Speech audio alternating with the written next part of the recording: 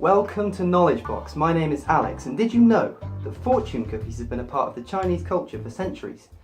Well, I hope not, because it's completely untrue. That's right, despite fortune cookies' prominence in Chinese restaurants here in the West, it's actually here in the West that they were invented around the turn of the 20th century. In fact, when Wonton Food tried to popularise the cookies in China in the 90s, they were largely unsuccessful because the people of China considered the cookies to be too American. What this means is that I lied to you at the start of the video. Sorry. But don't get too angry at me, it's actually a pretty human thing to do. In fact, it's something that everyone does, and really frequently as well. In a 2002 study, the University of Massachusetts found that 60% of adults will lie on average around 3 times within a 10-minute conversation with a stranger. There's actually a whole host of studies which seem to indicate that we as a species are not a particularly honest bunch, and when you think about it, we can't even measure how many lies are actually told because of course the best lies are never discovered to be lies at all.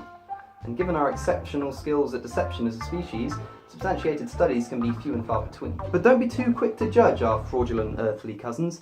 Not only does lying come naturally to human psychology, it can also be a great way to keep the peace.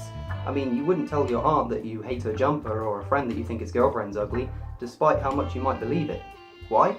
Well, of course, we always want to spare the feelings of the people we love. But is it not better to give our honest opinions? No. Well, at least not from an evolutionary standpoint. And it's evolution where lying seems to come from, not unlike most of our other human characteristics. So to answer the question of why we lie so often and so well, let's get Darwinistic. In the early days of humanity, it was those that learned to lie proficiently that could best convincingly manipulate their fellow man and gain access to more food and better sex, which was kind of the whole point of life back then. Of course, it was also those who could detect when they were being lied to that were evolutionarily successful, because they were less likely to be conned or cheated on by their sexual partners and whatnot. As it happens, we're not actually the only species known to tell the odd fib. You've probably heard of Coco the gorilla. She's a remarkable animal that's been taught an adapted version of American Sign Language, meaning that she can effectively communicate with humans. Once, for whatever reason, Coco decided to rip the sink from the wall in her habitat, an act which, when confronted by humans, she blamed on her pet cat, Bulbul. There are liars all over the animal kingdom, but none are quite as talented at it as us humans. I don't really know whether to be proud or not. The reason it's so difficult to really think about why we tell these sorts of lies is that they're completely instinctual. We're a deceptive bunch from a pretty young age. The University of Portsmouth found that children as young as 6 months old will lie to their parents in the form of fake laughter or crying for attention. This behaviour is vital in a child's development as an individual. Scientists think that children are only capable of lying once they develop something called a theory of mind. This is where a child understands that different people have different and individual thoughts, meaning they can be deceived. But where do children learn to lie? Think about it. It's pretty easy to name who taught you to walk and talk and be courteous and so on. But who taught you how to lie? Well, there's an interesting theory that I was reading about in The Lying Ape by Brian King. He points out that parents often threaten their children when they misbehave with punishments that they'll never actually follow through with, such as cancelling a holiday that's already been paid for, or Santa not bringing any gifts at Christmas. Children will inevitably learn that these things never actually happen, and in turn realise that their parents have been lying to them. And the idea is that children will realise that if their parents can lie, well, so can they. King also mentions that children are usually punished when their parents discover that they've been lying, but this leaves them with an ultimatum. The example in the book is a 2-year-old who eats a biscuit that she was told not to eat. She knows that if she owns up to having eaten the biscuit, then her mum will get angry and punish her. On the other hand, if she lies about it and her mum finds out, she will still be angry and punish her. However, if the 2-year-old lies and isn't caught, well then there's no punishment to be made. So the choice is honesty, which is a definite sentence, or dishonesty, which carries a possibility of escaping unscathed. With this logic, it's pretty easy to see how children can learn that lying is a useful skill to master. Okay, so we tell lies to avoid bad things happening. Go figure. We've all done it, we'll all continue to do it, and we shouldn't feel too bad for doing so, actually. We also know that people lie for seemingly the opposite reasons. They deceive for nothing more than their own personal gain. But we can easily see how this again would be beneficial in the evolutionary process. So to sum up the answer to why we lie, it's down to the relatively intuitive process of natural selection. Successful liars will gain more and lose less, that is if they can avoid being caught, so it's a skill that humans have earnestly perfected throughout the generations. So we've answered the question, but in doing so, I think we've raised another. If lying is so beneficial and artful, why is it so frowned upon today? Well, true, lying is natural and beneficial to the person doing it, but so is stealing, murder, rape, you name it.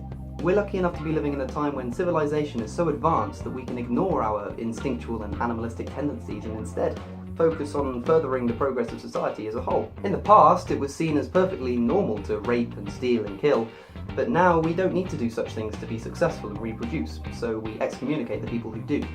For the same reason, albeit more subtly, we now frown upon lies that are detrimental. And because of this, we've developed some incredibly accurate ways to detect when we're being lied to.